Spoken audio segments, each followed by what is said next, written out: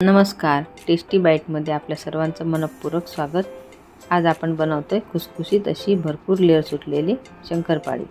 तर इथे आपण अर्धा किलो मैदा घेतलेला आहे। वाटीच्या प्रमाणात जर घेतला तर ते 3 वाटी मैदा आहे आपला। तर मैदा आपण चाळून घेतलेला आहे। आता ज्या वाटीने मैदा घेतला त्याच वाटीने आपण पाऊण वाटी साजूक तूप घ्यायचं आहे आणि त्याच वाटीने पाऊण कप साखर आणि त्याच वाटीने पाऊण कप दूध घ्यायचं आहे। एका कढईमध्ये आपण पाऊण वाटी पिठी साखर घेतली, त्यामध्येच पाऊण वाटी आपलं दूध घालायचं आहे। दुधाऐवजी तुम्ही पाण्याचा वापर सुद्धा करू शकता, परंतु दुधामुळे याला रंग आणि चव खूप छान येते।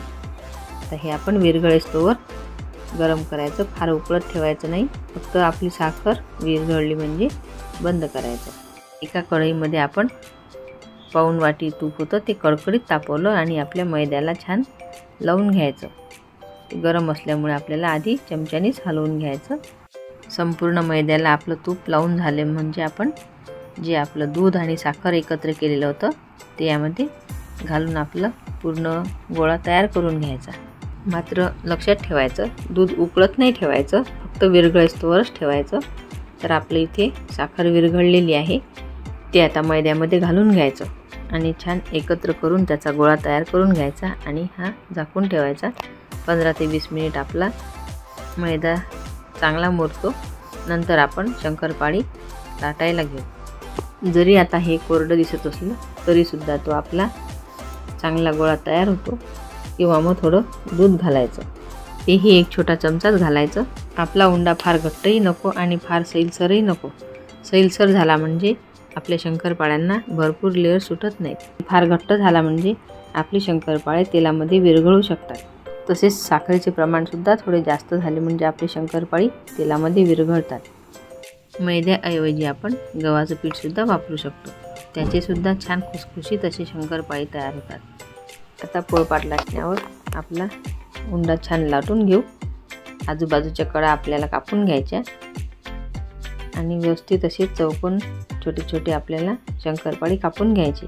पातळ केले म्हणजे आपली शंकरपाळी कडक बनतात, त्यामुळे थोडे जाडसरच ठेवायचे। शंकरपाळी तळायसाठी आपण तेलाचा किंवा तुपाचा वापर करू शकतो। आता आपण एका कढईमध्ये तेल तापवायला ठेवलेलं आहे।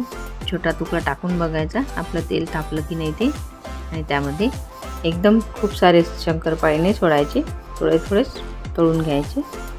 एक पोळी लाटून झाली म्हणजे आपण तळून घेऊ शकतो आणि एकदम त्याला झारा वगैरे लावायचा नाही, थोडे बुडबुडे कमी होऊ द्यायचे आणि नंतरच त्याला थोडे हलवून घ्यायचे। अलगद हातानेच हलवायचे, नाहीतर ते तुटण्याची शक्यता असते। थोडा हलका रंग आला म्हणजे आपली शंकरपाळी काढून घ्यायची, कारण ते गरम असतात त्यामुळे त्याची कुकिंग प्रोसेस चालूच राहते, मग ते जास्त डार्क होतात, मग ते दिसायला छान दिसत नाहीत। आता अशा पद्धतीने आपण सर्व शंकरपाळी आपली तळून घेऊ। बऱ्याचदा तुपाचे प्रमाण सुद्धा जास्त झाल्यानंतर आपले शंकरपाळी तेलामध्ये विरघळतात, किंवा साखरेचे प्रमाण थोडं जास्त झालं म्हणजे कडक होतात किंवा मग तेलात विरघळतात। अशा वेळेस आपण थोडा मैदा त्यामध्ये मिक्स करायचा म्हणजे त्याचं प्रमाण बरोबर होईल।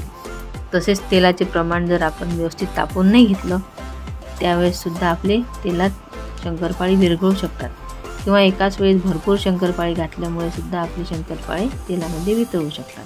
हे सर्व लक्षात ठेवायचं आणि आपली शंकरपाळी बनवून घ्यायची।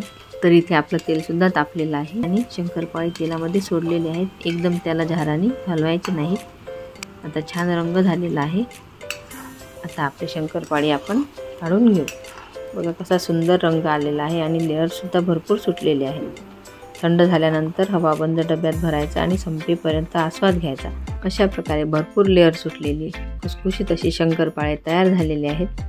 तुम्हाला जर माझी आजची रेसिपी आवडली असेल तर माझ्या व्हिडिओला लाईक करायला विसरू नका। रेसिपी बघितल्याबद्दल धन्यवाद। पुन्हा भेटू अशाच छानशा रेसिपीसोबत, तोपर्यंत नमस्कार।